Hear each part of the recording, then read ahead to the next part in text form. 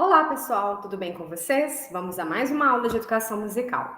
E hoje, para fechar o ciclo 3, para fechar o nosso programa da avaliação de 40 pontos, eu já vou fazer uma revisão e algumas dicas, ok? Fala, nossa, já, né? Eu sei que eu estou um pouquinho antecipada, mas é justamente para auxiliá-los aí nos estudos e também para fechar o conteúdo. Afinal de contas, no caso da avaliação de 40 pontos, sai os ciclos 1, 2 e 3, certo? Então, eu vou fechar hoje o conteúdo do ciclo 3 para que vocês possam se organizar, aí organizar mais os estudos para a nossa avaliação que se aproxima, tá? Então, vamos lá. Como sempre, né, a gente dá algumas dicas, né, coloca, porque a gente sabe que vocês têm várias disciplinas aí, não é só essa, para fazer, então eu gosto sempre de dar dica, tipo, essa unidade aqui não precisa ler, para que vocês possam, né, direcionar mesmo os estudos e otimizar o tempo de vocês, tá? Então, na unidade 1, a gente vai focar mais nas políticas públicas voltadas para a inclusão. Por quê? Vai ser uma parte mais teórica. Só lembrando, pessoal, que é um banco de questões, tá? Vou aumentar um pouquinho o volume aqui. Só lembrando que é o banco de questões. Se é um sorteio, às vezes não quer dizer que essa unidade vai cair para todo mundo. Pode cair para uma pessoa, não cair para outra. Pode cair para quem fizer a avaliação, por exemplo, agora na primeira etapa e não cair na segunda. Afinal de contas, é um banco, é um sorteio mesmo, então não tem como eu garantir o que vai cair. Então, eu vou dar uma geral em tudo, nas partes principais, e depois vocês vão direcionar esse estudo, tá bom? Mas caso não caia o que eu tô falando, falar, a professora pediu para olhar a unidade 1, pediu para olhar esse conceito e não caiu. Isso é complicado, porque o que vai cair para um pode não cair para outro, tá? Mas então, vamos lá. Relação a respeito de políticas públicas voltadas para a inclusão, o que vocês vão fazer? Vocês vão ter em mãos o documento, né? Quem fizer a opção pelo presencial, eu sugiro que foque na leitura ou até grife, se possível, porque vocês podem também levar o material de consulta aí no polo de vocês. É consulta para todo mundo, tanto online quanto para o presencial. Então, mas leiam para não ficar na hora meio perdido e direcionar, como eu disse, né, otimizar esse tempo aí que vai favorecer para vocês mesmos. Então, o que acontece? Nesse caminho aí que a gente está falando da parte de inclusão, cai muitas terminologias que são muito específicas nossas, né? E que às vezes não é trabalhada em outro conteúdo. Então, por exemplo, o que é AE? Às vezes o enunciado coloca essa sigla, mas não especifica entre parênteses o que significa. É atendimento educacional especializado. Então, segundo o texto da Política Pública de Educação Especial na Perspectiva Inclusiva, a gente tem, por exemplo, a definição de EPAE, que são estudante público-alvo da educação especial, são nomenclaturas grandes, por isso que a gente tem essas siglas. E o atendimento educacional especializado, a gente tem que pensar que ele pode e deve, claro, ser oferecido, tá? Ele é oferecido obrigatoriamente nas escolas. Se tiver um caso de inclusão, tem que ter esse atendimento. Então, ele é oferecido obrigatoriamente pelas redes, mas ele é facultativo para o estudante. Então, isso vai ficar a cargo dos familiares. Embora ele tenha obrigatoriedade, é um apoio para a família, mas a família não é obrigada. Aqueles que não se sentirem à vontade, que não quiserem fazer, eles não precisam. Tá? E assim como ele também fica à disposição dos demais alunos. Afinal de contas, dificuldades, dúvidas e problemas todos nós temos. Às vezes é um falecimento de família que deixa aquele aluno um pouco diferente na parte comportamental, às vezes é um medicamento, independente dele estar relacionado à inclusão ou não, tudo isso pode interferir no comportamento, principalmente da criança. Então, é por isso que o atendimento educacional especializado, ele é oferecido, mas ele não é obrigatório ter 100% de adesão com relação aos estudantes, e assim como ele também pode ser utilizado por outros alunos que não sejam especificamente de deficiência. Então, a frequência nesse atendimento educacional especializado, ela é um direito do aluno, mas ele pode exercer ou não, dependendo da escolha familiar. E caso fosse obrigatório também, se a gente for pensar pela lei, ele seria entendido como uma ação discriminatória. Se a gente está falando de inclusão, a gente não pode obrigar aquela família ou aquele aluno a participar desse atendimento, senão seria um caso de, ao invés de inclusão, seria uma exclusão. Então, é nesse sentido que a lei entende, tá? É uma diferenciação pela deficiência. Ele tem esse apoio, ele tem essa credibilidade, ele tem todo um aparato específico na escola, mas se a família não quiser, não é obrigatório.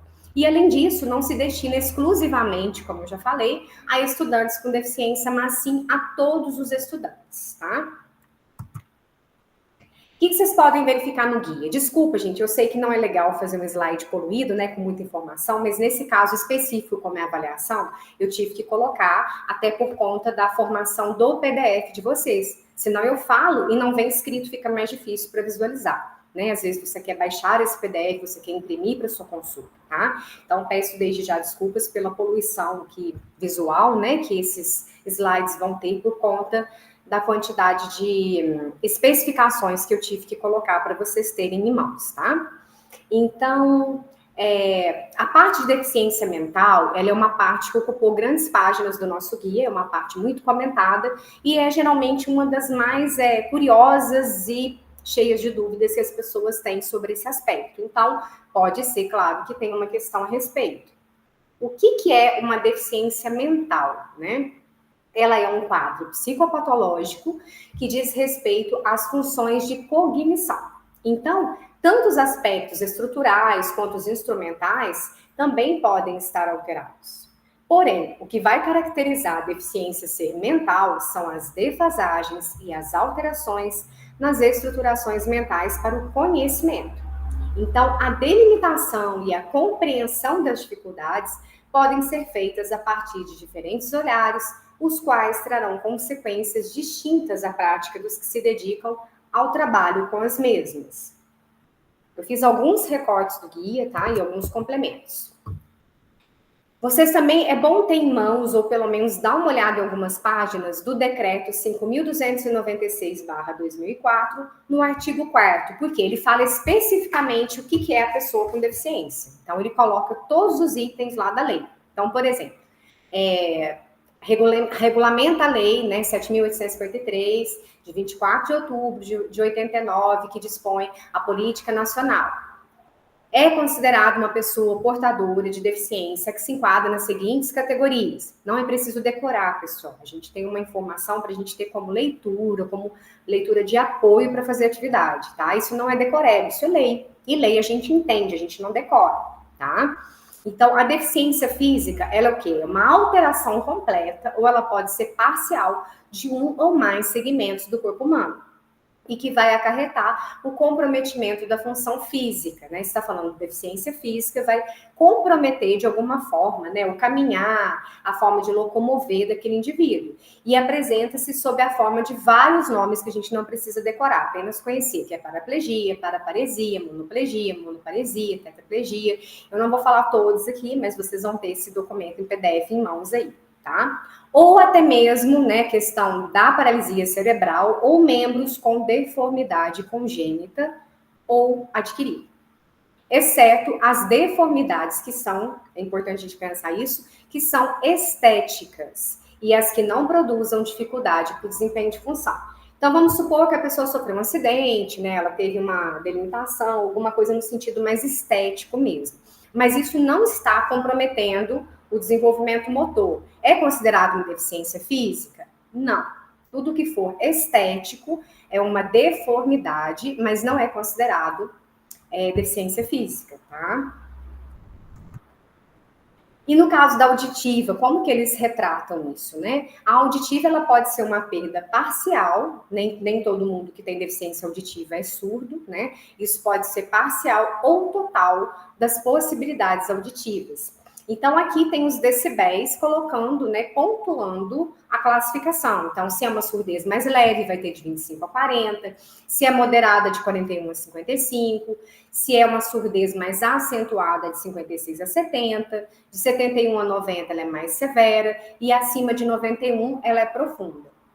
Tá? Então, são questões de lei, tá? Foi delimitado esses decibéis aí para o grau de surdez das pessoas. E a gente tem também a deficiência visual, que é uma acuidade visual igual ou menor que 20/200 no melhor olho, após a correção ou campo visual inferior. Então, as ocorrências podem ser simultâneas de ambas as situações. Aqui é a mesma coisa. A deficiência visual, ela pode ser uma deficiência congênita ou ela pode ser uma deficiência adquirida, né? Porque a gente tem os alunos que são de baixa visão. São aqueles que não são cegos, mas de alguma forma, né, já está comprometida a visão dele. A física, a gente tem alteração completa ou parcial de um ou mais segmentos do corpo, como a gente viu, tá? Exceto as deformidades estéticas e a redação dada pelo Decreto 5.296 de 2004. Aí a auditiva, num outro formato, né, a perda bilateral, parcial ou total, de 41 decibéis ou mais aferida por audiogramas nas frequências, né? Que é uma redação também pelo decreto. E a deficiência visual, que é a cegueira, na qual a acuidade visual é igual ou menor que 0,05, com a melhor correção óptica. Tudo aqui está relacionado, gente, como eu disse, tá?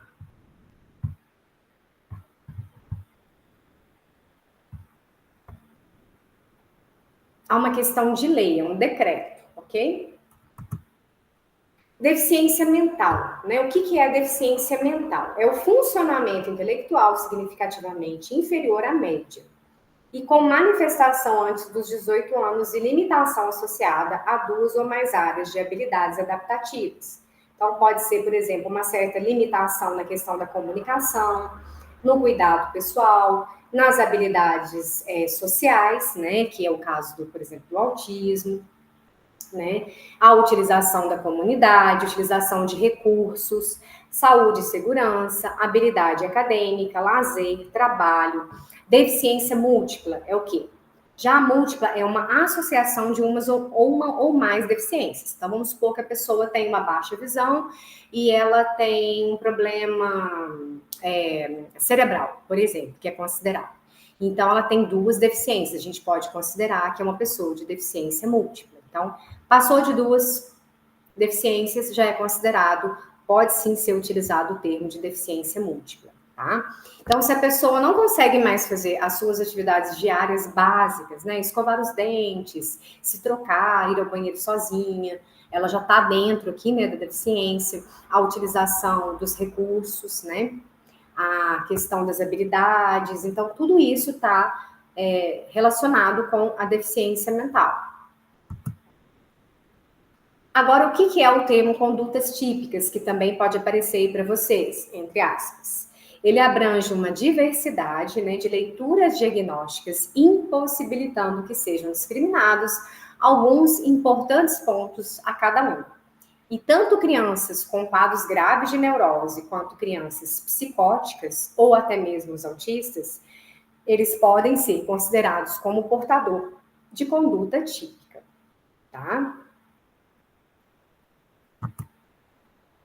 O que pode cair da unidade 2 do nosso guia de estudos? Aí está relacionado à musicografia Braille e ao Braille, que foi o ciclo 2 aí, né, que venceu há pouco tempo. Então, não vai cair uma questão igual essas que foram colocadas para a atividade de vocês, por exemplo, assim, esses números correspondem a bemol, sustenido, clave de sol. Não, não vai cair isso. O que pode perguntar muito superficialmente é sobre o Braille. Né? Então, ele é formado a partir da combinação de 6 pontos, que nós vemos isso na aula passada, de cima para baixo, da esquerda para a direita. Então, 1, 2, 3, 4, 5, 6. E cada combinação de pontos em relevo, portanto, determina uma letra ou um sinal de pontuação aí para a nossa leitura. Tá? Não precisa se preocupar com aquele Musibraille, com baixar, né, todo aquele documento com as notas e as referências musicais, não. Tá? Se cair algo nesse sentido, vai ser um pouco mais superficial, porque é uma matéria que exige um pouco mais de leitura e pesquisa mesmo. No caso da unidade 3, o que vocês vão focar? Os educadores e educação inclusiva, os caminhos e desafios para o professor e a psicomotricidade e a educação musical. Tá? É claro que a gente vai dar uma lida geral, que é uma unidade importante, tá? E como sempre a gente fala, né, ficar bem atento a algumas questões discursivas. Então, vamos supor que a sua questão tem um quadro comparativo e está pedindo para você colocar alguma coisa. Leia, observe as diferenças e as similaridades desse quadro. Não é simplesmente falar eu concordo ou eu discordo. né? Vamos argumentar, vamos colocar alguma coisa nesse sentido, vamos ter as linhas aí para vocês escreverem, né? Se for no caso de uma questão, digamos assim, que está mais relacionada ao ciclo 3, né, que entrou agora. Se for uma questão de uma adaptação aí para uma atividade prática, como eu desenvolveria essa atividade, mas de uma forma inclusiva? É importante que você coloque a participação e o formato de inclusão, porque às vezes a pessoa faz uma atividade super criativa, uma atividade muito legal, mas ela se esquece desse detalhe. Como que eu vou fazer essa pessoa se sentir inclusa naquela turma? Como que toda a turma vai participar com esse aluno, sem parecer que você está diferenciando, né? Que ele está participando de uma forma mais igualitária, ou que você está facilitando ou modificando para que ele se sinta mais acolhido, tá? O que você poderia melhorar em suas atividades para realmente ser inclusiva? Pense um pouco sobre isso. Agora, no ciclo 3, né, nós estamos vendo aí através de vídeos e através da atividade prática algo a respeito, mas no caso, lógico, da nossa avaliação de 40 pontos, vai ser uma questão, se aparecer para você, ela vai ser discursiva, né? Então, o que eu posso colocar nesse sentido, né? Se eu estou falando que eu estou fazendo uma atividade, adaptando, né, no caso aí para o autismo, o que eu estou fazendo de interessante, que tipo de recurso eu estou utilizando, para que ele possa participar ativamente dessa aula, mas de uma certa forma que todos participem, e não pareça que eu estou fazendo aquele trabalho pedagógico especificamente por causa dele. É mais ou menos dessa forma que eu quero que vocês reflitam um pouco a respeito, ok? Bom, chegando aqui no nosso guia de estudos, pessoal, como eu disse, né? A primeira parte é um pouco mais teórica, né? Ela está mais relacionada, mas é muito importante que vocês foquem na questão da deficiência mental, que é uma parte que foi muito enfatizada no nosso guia, tá?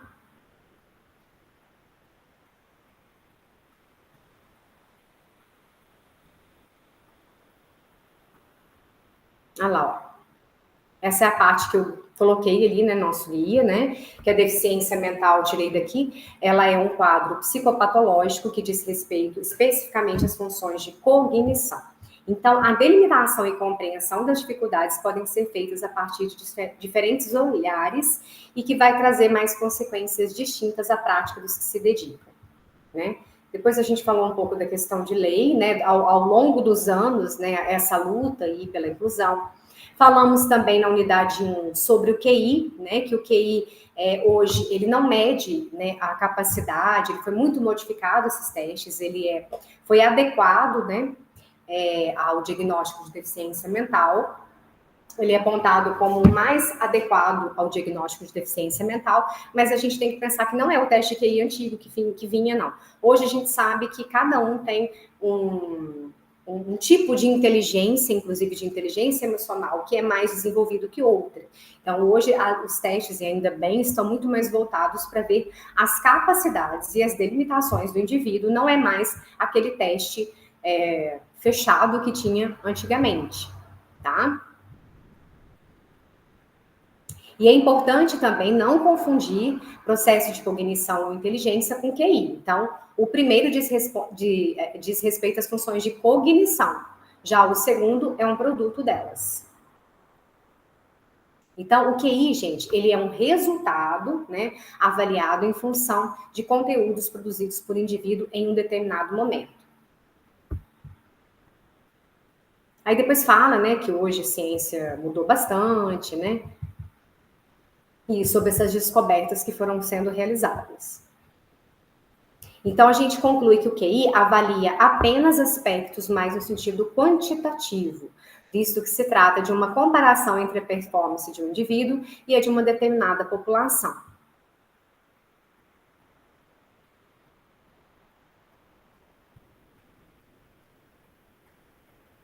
Aí depois vem um pouco mais sobre lei, né, que vocês vão dar uma olhada, fala da evolução mesmo que a gente foi tendo ao longo desses anos nessa luta com relação à inclusão.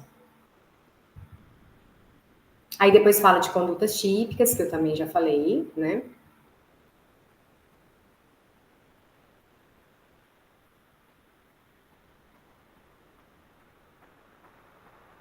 Aí depois até tem uma fala, né, que fala: as crianças com dificuldade significaram o mundo ao encontrar uma educação baseada no condicionamento. apenas repetem condutas não significativas, consolidando de uma vez por todas uma situação que poderia ainda ser modificada. Então, a estrutura psíquica de uma criança, gente, ela é não decisiva, não decidida, né? Constrói todo o tempo na infância, desde a primeira infância até se tornar um adolescente. Então, as experiências de relação, o modo com que a família lida, o modo com que a escola está atuando, tudo isso vai influir, né?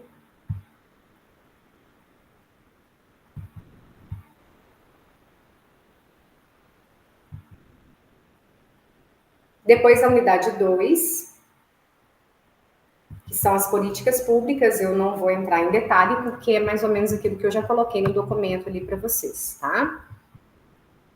Aí tem a classificação, né, dos tipos de deficiência, a gente fala dos excepcionais psicossociais, esses vão ter o guia em mãos aí, lógico, para vocês verem caso precisem de alguma coisa, né? A excepcionalidade múltipla, né, que é mais de uma deficiência, como eu já coloquei, aí tem alguns exemplos para vocês, né? Desvios funcionais, quando as funções do corpo são prejudicadas por um desafio físico, ou orgânico, quando os mais frequentes, né, originados por deficiência do organismo. Então, são as cardiopatias, as doenças respiratórias e outros tipos. A musicografia Braille não vai cair, como eu já disse anteriormente, né? Vocês vão focar mais sobre a importância do Braille. Essa parte aqui, ó, clave de sol, que eu expliquei na aula anterior, não precisam se preocupar, tá bom, pessoal? No mais, é focar, lógico, nas questões discursivas, que elas são sempre, né, a pontuação sempre é muito valorizada, né, vocês sabem disso. E bons estudos a todos. Caso vocês leiam esse material e após assistir essa gravação, vocês tiverem alguma dúvida com relação à avaliação, eu estou à disposição, tá, pessoal? Estou fazendo com bastante antecedência, que eu sei que o conteúdo é um pouco extenso, mas fiquem tranquilos que algumas coisas aí vocês não precisam se preocupar, que foi mais a título, né, a respeito de conhecimento mesmo, do que preocupação de estar cobrando aí nossa avaliação, ok? Um abraço a todos e até a próxima semana.